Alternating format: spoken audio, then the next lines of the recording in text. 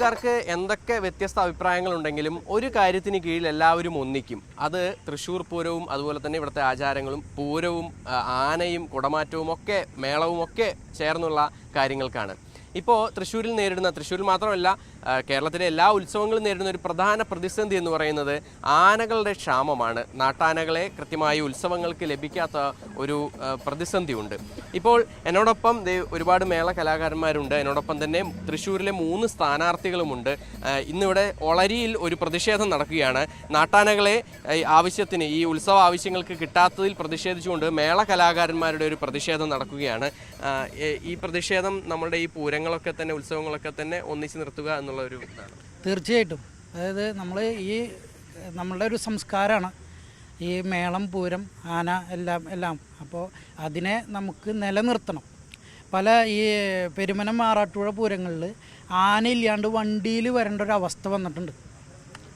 അത് നമുക്ക് വേദന ഉണ്ടാക്കുന്നൊരു കാര്യമാണ്. ഈ പ്രതിഷേധത്തിന് പിന്തുണ പ്രഖ്യാപിച്ചുകൊണ്ട് തൃശ്ശൂരിലെ 3 സ്ഥാനാർത്ഥികളും ഇങ്ങോട്ടേക്ക് എത്തിയിട്ടുണ്ട്. പൂരത്തിന്റെ കാര്യത്തിൽ നമുക്ക് ആർക്കും വ്യത്യസ്ത അഭിപ്രായമില്ല. അത് ഞങ്ങളെല്ലാവരും ഒറ്റക്കെട്ടക്കാർ. ഇപ്പോൾ തൃശ്ശൂരുകാർക്ക് അതൊരു ആവേശം, ഒരു ഇതുമാണ്. അപ്പോൾ അതിനൊക്കെ ഒറ്റക്കെട്ടായിട്ട് ഞങ്ങളൊക്കെ മുമ്പിലുണ്ടാവും. അന്ന് കാലത്ത് ആനയ്ക്കൊന്നും ഒരു ബുദ്ധിമുട്ടും വന്നിട്ടില്ല. എവിടെ നിന്നെങ്കിലൊക്കെ കൊണ്ടുവന്നോളൂ ആള്.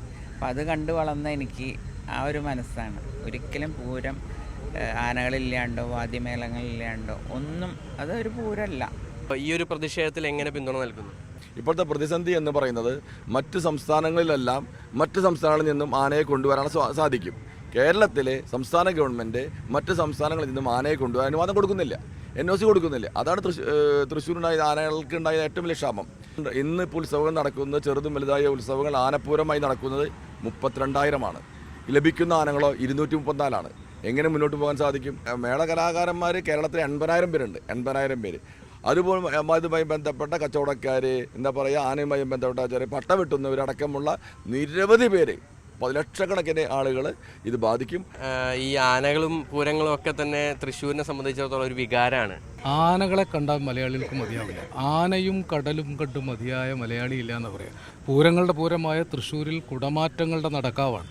അവിടെ ആനയും കുടമാറ്റവും ഇല്ലാത്ത പൂരമില്ല. ഇവിടുത്തെ നാനാജാതി മതസ്ഥർ പങ്കുചേരുന്നതാണ്. ഈ അലുവ ആറാതമ്പർ കച്ചവടക്കാർ തൊട്ട് വെടിക്കെട്ടുകാർ വരെ ഒരു വലിയ മാനവ സമൂഹത്തിൻ്റെ ഉത്സവമാണ്.